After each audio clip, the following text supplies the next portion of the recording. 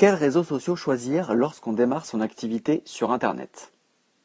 La première étape est de déterminer le temps et le budget que vous êtes prêt à consacrer chaque semaine pour votre community management.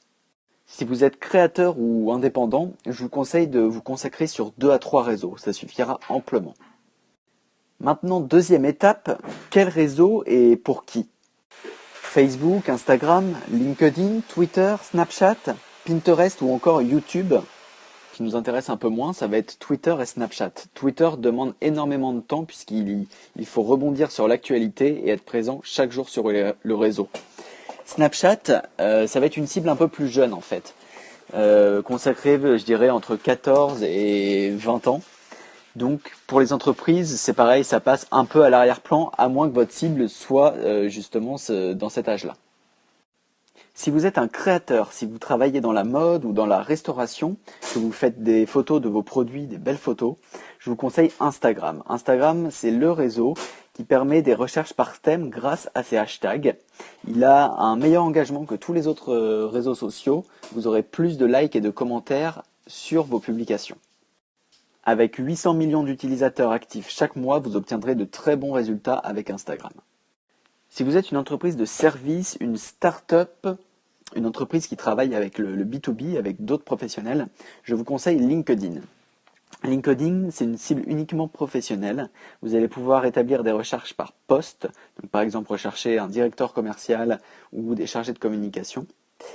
Et enfin, il y a énormément de ce qu'on appelle le storytelling sur LinkedIn. Ça va être des parcours entrepreneuriales. Et donc, si vous-même, vous pouvez énoncer votre parcours, vous allez avoir un franc succès sur ce réseau.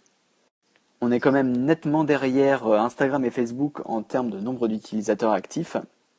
Mais ce sont des utilisateurs beaucoup plus qualifiés puisque déjà des cibles professionnelles. Enfin, Facebook, avec ses 2 milliards d'utilisateurs actifs, reste le réseau social par excellence.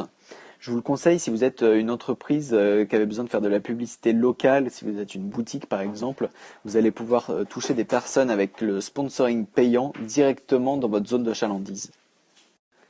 Attention, les contenus de Facebook sont en train d'évoluer vers des contenus très humoristiques et divertissants, ce qui va empêcher votre entreprise d'avoir un bon impact en termes d'engagement et de visionnage de vos publications.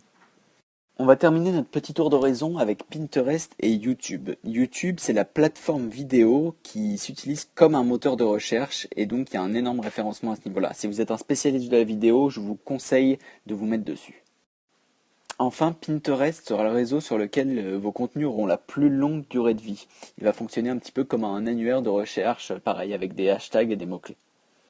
Si vous avez des questions concernant plus particulièrement votre activité ou votre entreprise, n'hésitez pas à mettre un petit commentaire et je vous répondrai pour votre cas particulier. Pour terminer, gardez bien à l'esprit qu'il faut plutôt privilégier la qualité à la quantité.